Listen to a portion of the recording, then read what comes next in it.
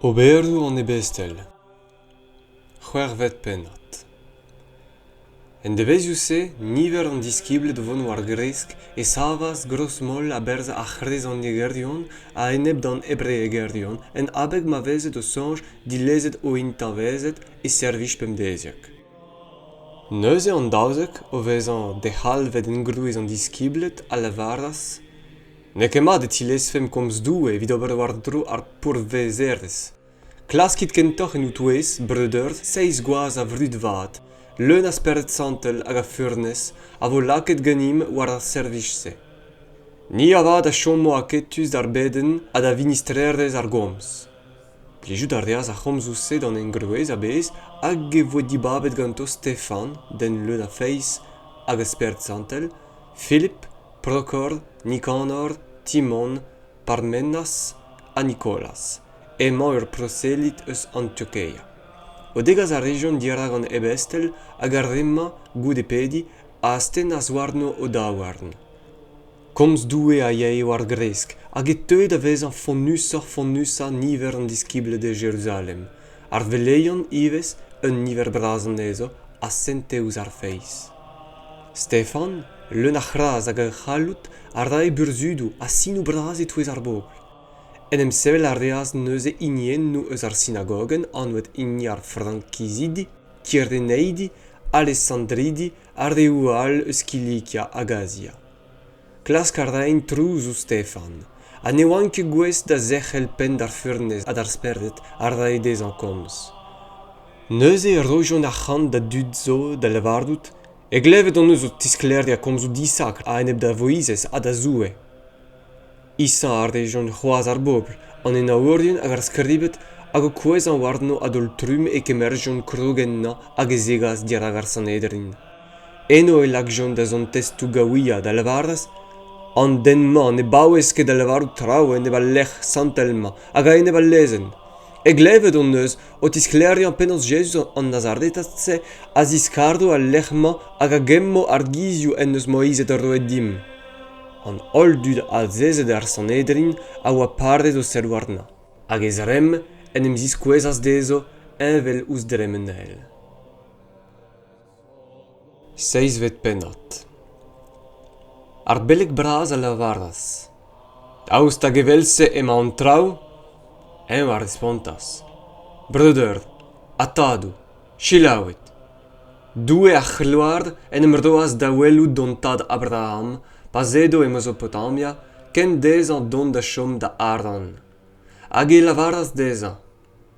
Ke ar mez eus da vrou hag eus da gerentiez, a deus d'ar vrou a ziskouezin dit. Neuzez e az er mez eus brou gal deiz, hag e teuaz da chom da Ardan. Hag a c'hano war lech mardo edad e voe lakaet gant doue da dremen d'ar vrou-mañ e lech memor c'hwi o chom bremañ. An ur doaz dezan enni domani ebet, na zoken pe atrat da lakaat idroad war ni. Met prometi ar deaz ar dei ar vrou-mañ e becheniez dezan a de zisken a adur war e lech, daoust man e oa bugel ebet dezan. Hag e tisklerdiaz doue dezan e vefe e ziskenidi o kaoudanez en ur vrou estren, a lakaet da sklavet, a gwall gaset e douk pevach an bloaz. Met ar vrouad ma vezin bet sklavordien dezi a varvin me, a lavaras doue. A goude se zain er mez an nezi, hag e lechma e tiskouezin doujans din. Re ar reaz dezan em gleo an amdrochadur, hag e velse e c'hengentaz Isaac hag e c'hamdrochaz an nezan d'an eizvet deiz. Hag Isaac ar reaz kemendal da Jacob, a Jacob d'an daouzeg ueldad. An ueldadou gwarizien no ouz Joseph, a werzaz an nezan da vez an kaset d'an Egypt. Met doue a oa gantañ. Ez iframma ar reaz eus e ol drubulioù a reiñ dez an gras a furnez diarag Pharaon, ur doue an Egypt, a lakaz an nezan da c'houarnour war vrou Egypt a war e di a bez. Don ar reaz neuze naonegez war ol vrou Egypt a war vrou Ganaon, ar deus bras. Hag on tadou ne gaven ken a vagadurez. Met pa glevaz Jacob e oa bevanz en Egypt e kasaz on tadou urwech gentañ. Dan eilgouez ne broaz Joseph, da an naout de vreudeur hag e vo diskouezet da Pharaon ordin Joseph. Kaz ardeaz Joseph, neuze da gechad Jacob e dad hag e ol gerden ties, pemzek a triugen a dudanesi. Disken ardeaz Jacob da vrdo Egypt, mervel ardeaz, hag Pennadoù, de zouge de voe o c'horfou da Sichem, a lakaet erbezen de voa prenet Abraham gant achant digant mibion emord e Sichem. Dre ma tosta e koulz ar bromessa en de voa doue graet drele da Abraham, ez eaz war gresk hag e teuaz ar bobl da vez an niverdus en Egypt. Betek ma savas da roue war vrdo Egypt, ur roue al nan a veze ke Joseph. Emma o c'hober gant gwidre ouz ar gouen a walgas a zon Pennadoù, evit na c'helfen ket chombeu. Da c'houlse e voe gant et Moizez, kenedus dirak doue. Maget e voe trimis vez et ie dat, met evel ma oa bet dilezet e Hermez, e voe kemeret gant mech Pharaon a savas an ezan evel ur mab dezi e c'hunan. A Moizez a voe desket dezan ol furnez Egyptis, a bardreg e oa en e gomzou hag en e Oberoù. A greiz ma tize an oa da zaougen vloaz e savas en esperde d'ar menons d'ober ur roeladen devredeur mibion Israel. O weloudun an anezo gwalgased et tifen az an ezan hag e tial az an den Mahomet en ur laza an Egyptat. Sonj al arre dezan e komprend fe evredeur e oa doue ardo e dezo dreza warn silvidiges. Medin ne komprend jont ket.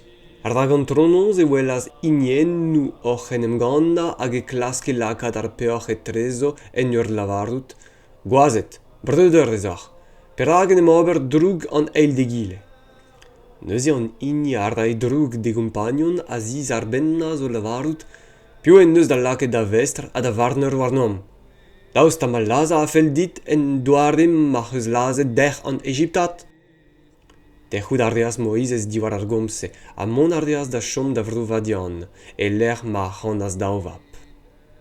A ben daougen vlaz, en em zis kwezaz dezan e gwell er menesina, un ael e kreiz flam ar bot entanet. Moizez o welloud se a voe souezet gant an arvest. Med evel ma tostai da sellout gwelloc'h e teuas dezan mouez an otrou. Me eo doue da dadou. Doue Abraham, Isaac a Jacob. Sporon et ol, Moizez ne grede ket sellout. Neus e doue a lavardaz dezan, ten da sandalennou diouz da dreit. Ar da gal l'er me maoud warna a zo un douar sakr. Sellet emeuz a gwelet ur deus ma fobl en Egypt, hag e irvoud am eus klevet. A diskennet on do diebi. A bremañ, deus. Mas kassin da vrdo Egypt. Ar Moizez se hag o devoa dinachet o livadout piou en neus da lakaet da vestr a da varner, en ez eo an inni en neus doue kaset da vestr a da zasprener der ezorn an ael a oa en em zis kwezet dezan er bot. Eo an inni a c'hassaz Hermez der e ober burzhioù a sinou e brdo Egypt mord rus hag gwellech e pad daougen vloavezh. Moizez e an inni en eus lavardet da vibion Israel, doue a lakaio da sevel a douez ou preuder un diougant ur veldon. Eo an inni a oa gant an ael a gomze outan war venez sina, a war un dro e oa gant an Pennadoù e koulz ar vodadeg gweller. A zegemerdaz a chomzen nou beu evit ur dei dim, met outan e felasket don Pennadoù bez an sentus. Ogen ez izarben ar rejon evit distrei a galon dan Egypt. Hag e lavarjon da Aaron, gradim doue da valleo dirazon, hag ar Moizez se hag en neus oc'haset Hermez an Egypt, nouzom ket petrazo c'horvezet gantañ. Ober ar rejon ul leue en devezhioù se, a kinnig ur sakrifiz dan idolen, en em laouenad ar rejon gant labour o daouarn, met doue en em zistroaz diouto. Hag ez ilez az an ezo da lidan ar mead an naou, evel meo skrivet e leord an diougant erion. Daoust ta profoul louenet a sakrifisou oc'h eus kreniget din e pad daougen vloavezh gweller tiegez Israel. Met douget oc'h eus warnoc'h telten moloc'h a stereden doue e refan, ar skedennoù se ou poa gred evit o azeuli. Ar dak se ou tena ar din eus outiez do kas dan Tuhon da Babylon. Telten an testenni o devoa an Pennadoù gweller, Evel men devoa divizet an igni a gemennet a voizez e Oberoù ar patrom en devoa gwelet. Abet de gemerdet gant Pennadoù e vo de gasset ganto din dan ar renet sua e barz ar vrogounezet war ar bloavezhioù skarzet kuit dirazo gant doue. Ragevelse bete gamzer David ema a gavas graet dirak doue hag a c'houlennas digantan kavout ur chomadur da zoue Jacob. Salomon avad eo an igna savas dez anti. Met an uer merbet neo ket etiez graet gant dorn an den e rafe chomadur. Diouz ma lavar ar profet. An neu a zo din en tron hag an douar ur skabel damzreit. Peset ti a c'hellfer sevel din eme an otrou. A peini a vo lec'h ma diskuiz. Daoust ta ne ket ma dorn en eus graet kemen se all. Tut kalet ou chouk a diam droch ou kalonou. C'hwioch eus dalc'h mat en Ebestel ar Bibl Santel. Evel ou tadou, evel se c'huivez. Peini eus an dioug an erdion nod eus ket ou tadou eskinet an eza. Lazet o deus arre arrag embannet on nedigez an den just, an inioch eus c'hui bremañ treit tourdet a drouk lazet. C'hui hag oc'h eus de gemerdet a lezen dre ministrerez an eilet a noc'h eus ket imirdet. O klevout se skrije o c'hallonou gant ar gonard, hag eskrignen o dent en enep. Met eo, leun gant ar Testamant Santel, pardet e sell a benetreze gant neu, a welas neus e gloar doue a Jesus en e sava a zeu da zoue. Setu, e meza, ma welan an neu digord a mab an den en e sava a zeu da zoue. En ur gri a la boespen, e stouven o diouzkouarn, hag ol a unan en em doljonouta. Hag o vezan e vuntet mez eus ker en em lakjon de veinata. An testou al lakaet o gwiskamantou e ar streider pop diawang an oet Saoul. Al labezan ar dain Stefan e keit mardae a c'halvaden ma. Otrou Jesus, degemer ma sperdet. Neus eo vezan pleget e zaoulin e youchaz ur griaden vraz. Otrou, na lakaet war o c'hant ar pezh. Hag o lavadout kemen se, ez iazen e gousk. Eiz vet pennat. Saoul en avad a oa ken asan gant an drouk lasse. Tarzan ar deaz an amzer se un eskinadeg vraz en ev an iliz a oa Jerusalem. An ol en em streoaz dre vezeier Judea a Samaria nemet an Ebestel. Met goazet a zoujans doue a sebelia Stefan hag a reas kan o bras warna. Saoul avad a oaste an iliz, en ur voneus an eilti de gile e skrape diout o goazet a merchet evit o stlepel ar prizon. Neuze a re a oa bet strewed a dremene a lech en ur embannet kelou mat an a viel. Evelse fulub o vez an diskennet betek ur gerd eus Samaria a brezigaz a Christ dan dut. En em stagan a re an ol a un galon ouz ar pezh a gelene Philip. Diwar glevout komz eus ar burzhioù ar dei pe diwar o glevout. Rak kalz eus ar re darchet gant sperdedoù udur e zae ar remma, mez an ezo en ur gria la voez grean. Kalz tut seizet a kam a voe pardei a divez, a levenez vraz a voe gerse. Met un den, Simon e anno, hag a oa dija o chom gerse, a rai tolioù udurdiez hag a sabatue gant o pop Samaria. En em lakaet a re da vezan un den bras, a gouta en em staga an ol, a dalleg ar revian beteg ar re vraz, a o lavardout, ema eo galout doue, ar galout se a vez anet an ini bras. En em staga ar re nouta eta, dre ma oa pel amzer mo sabatue gant e droioù ut. Met podev e kreda de Philip hag e Pennadoù a c'hellou mat diwar ben ur douantellez doue hag anno Jesus Christ en em lakjon da vez an badezet, goazet ken koulz a merchet. A Simon e unan a gredas, hag ur wech badezet nenem zistag ken diouz Philip, hag a c'harvesti ouz ar sinou hag ar burzhioù braz a c'horvezet din dan e sell e chom e sabatuet. An Ebestel a oa Jerusalem o vez an klevet e devoa Samaria degemerdet komz doue a gasas da veto per a Liamm.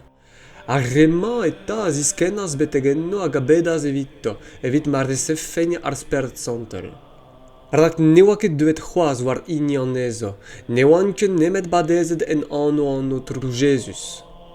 Neuze perd a Yann a asten a zo da warno a gerdesef joan ar Testamant Santel. Met pawel Simon e oa dre astenaden daouarn an Ebestel e oa berdouet ar sperdet e kinigas dezo achant en ul lavarut roe din me ivez ar galoutse evit mardese war Testamant Santel kemen ini e hastenin man daouarn warno.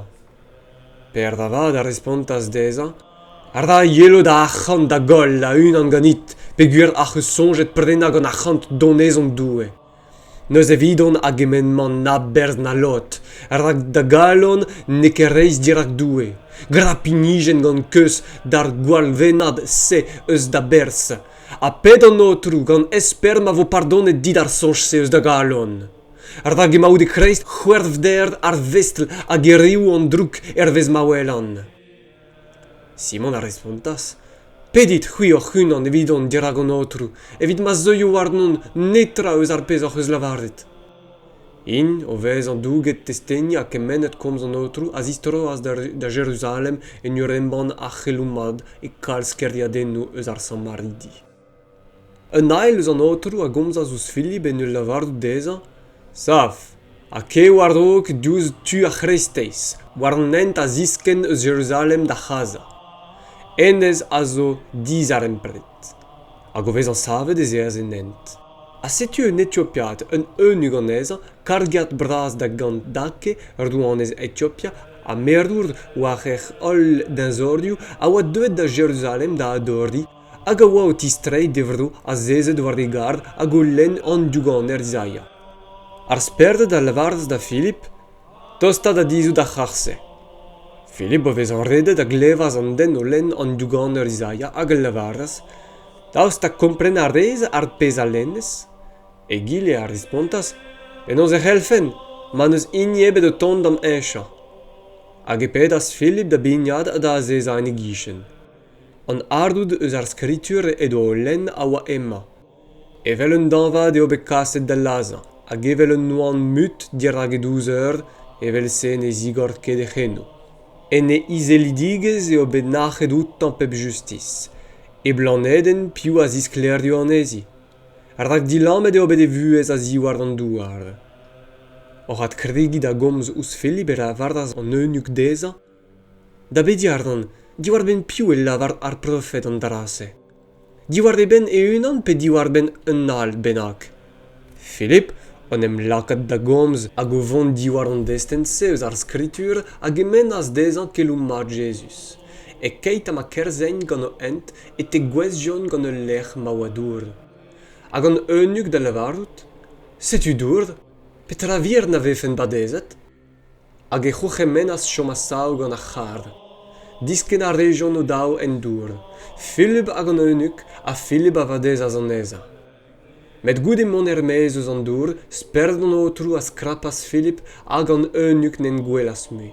Nemet ez ae war dog gant e ent laouen ol.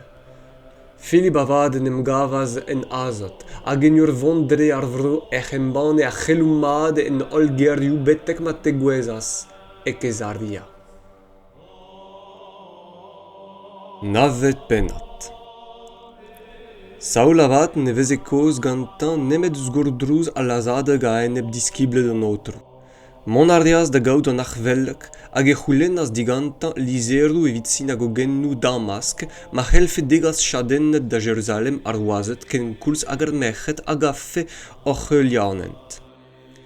Edo o vont a tostad a rei ouz Damask pa luc'haz adol trum en drodezan ur sklerigen o ton eus an neu. O kwezant an douar e klevas ur vouez a lavaraz dezan. Saoul, Saoul, perag am eskinez. Goulenn ardiaz, pioutte, otru. Hag eñ a respontas, me e Jesus an ini a eskinez. Met savendro, a ke e kerd, hag e vo lavar dit ar pezh a c'heus da ober. Ar oazet a veaje gantan a oa chomet a sav mut gant ar sebez. Klevout ar dein ar vouez, met ne welen den ebet. Saoul a savas a ziwar an douar, met goude ma oa digor de zaoul lagat ne welen netra. ouz evlenia gant an dorn e kazion an ezan e barz Damask. Bez eo an diskibl e Damask, an ania e anno, ma lavardas dezan an otrou en ur weledigez, an ania. A respontas, setu me, otrou. Hag an otrou dezan, sav a ket ar stred a anver ar stred eun, a klasket i youda un den anouet saoul eus tarzos. Setu me ma o peti, a gwelet en neus un den e anno an ania, o hantren hag o hasten e zaouar noarna evit adrei ar gwelet dezan. Met an ania a respontas, otrou, klevet meus gant kalzadut mennag eus an dense hag an druken braz en neus graet d'Arsent e Jérusalem. Hag emma gant galou da berz an ar beleien da chadenna ar reol a bed da anno. Met a respond ar reas dezan otrou. Ke, ar ragur benveg eus an diba beo ennez evidon da zougen ma anno dirag ar bloavezhioù, ar douanet a mibion Israel. Ar rak me a ziskouezo dezan kemenad leo gouzanv evit ma anno. Neuzez e a zo arrog an ania hag an tred e ti e lakaz e zaouar noarna hag e lavardas, Saoul, ma breur, an otrou e an Liamm has da vedout. Jesus hag en neus en em ziskouezet dit war an ent e doz o ton gantan, evit ma weli adarde a ma vileuniet gant ar Bibl Santel. Kerken e kouezas diouz e zaoulagad evel skantennou a gwellout ar reas adarde, hag o vezan savet e voe badezet, kemer ar reas boued goudese hag e teuas sonerezh dezan. Chom ar reas gant diskibl Damask un nebet devezhioù, a kerken en em lakaz synagogennou da Brezhoneg diwar ben Jesus en ur embannet ez eo mab doue. Chom ar reiz sabatuet ar reol a gleve hag e lavarin, daouz ta neket ennes a glasket diouz e oasa e Jérusalem, a en eba re a bed e an annose, a mar deo deuet amman, a gen neket evit e oerden hag o chas dirag an ar beleien, met saoul a greske muioc'h mu e nerzh dezan, hag a strollad gant e gomzou ar diuzevien an nezet e Damask, en ur brouiez eo Jesus a Christ. A ben amzer a walc'h en em guzuliaz ar diuzevion ken e trezo evit e lazan. Met saoul en devoe an aodegez eus o irdien. Diwalet e veuze e zoken dorioù ker, nos deiz evit don a ben de lazan. Met an diskiblet o vezan e gemerdet e pad an nonz a lakaz an ezan da zisken dre ar voger dro en ur boutek. Erduet de Jérusalem e klaske mon e touez an diskiblet, met an hol o devoa aon a razan, ne greden ket e vefe deuet da ziskebl. Neuze Barnaba o vezan e gemerdet gantan, e gassas dirag an Ebestel hag a zan e vellas dezo penons war an ent en devoa gwelet an otrou, en devoa emma komzet outan a penons e Damask en devoa saoul prezeget gant ardiziegez en anno Jesus. A neuze e vez e ganto o vont hag o ton e Jérusalem, o prezek gant ardiziegez en anno an otrou. Komz ar raivez a tabutal gant achrdezian e gerdion, met ar remma a itrik e evit e laza. Ar vreder gouvezet an dras e ganto a gassas an ezan da gezaria, hag ar reas dezan locha e trezek tarzos. An ilizeta, dre Judea, Galilea, a Samaria a bez, a oa e peur. Kreski ar dae a bevan e doujans an otrou, a leun e oa gant ken nerzh ar Bibl Santel. C'hoarvezout ar reas gant perd o von hag o ton dre hol, disken e tiar sent a oa o chom elida. Kavout ar reas enno un den, en neaz e anno, a oa abaoe eizloaz gourvezet war e flet seizet. A perd ar lavardas dezan. Eneas, da bardean ar ra Jesus Christ, sav a grad a un an da wele. A kerken e voen e sav. E welout ar reas ar de hol a oa o chom elida hag e sardon hag nem dre ar rejon ouz an otrou. E iope e oa un diskibles e c'hanno tabita ar pezh a vez troet gant ar ger gazellen. Ouma a oa pinvidik gant an Oberoù mad hag gant an aluzonnou ar dae. Hag e c'hoarvezas en devezhioù se ma kouezas klañv a ma varvas. Goude e gwelc'hi e lakjod an ezi er gamp uel. Tost met o lipad a iope, an diskiblet klevet ganto edo perdenno a gassas daouzen de gavout gant ar goulenn ma. Na zale ket da zon beteg en nom. perd a lochas diustu da vant ganto. Pa voe duet e kas jon an ezan d'ar gampl uel, ma ti freaz an ol intanvezet en drodezan en ur wellan hag en ur ziskouez dezan an tonegou hag ar mantili ar reit abita pas edo ganto. Neus e perd al lakaz an ol meiz, hag o vezan stouet d'an daoulin e pedas, hag o vezan em droet e trezeg ar c'hord fel lavardas. Tabita, sav, ia zigoraz e daoulagat, hag o welout perden em lakazen ne c'hoazez. O vezan roet dorn dezi e lakaz an ezien e sav, hag alvet neuze ar sent hag an intanvezet de tiskouez az an ezidezo. Beu mat. An avezet e voese dre iope a bez a kalstud a gredaz en otru. Perd a chomaz kalzig amzer e iope e ti ur c'horezer anvet Simon.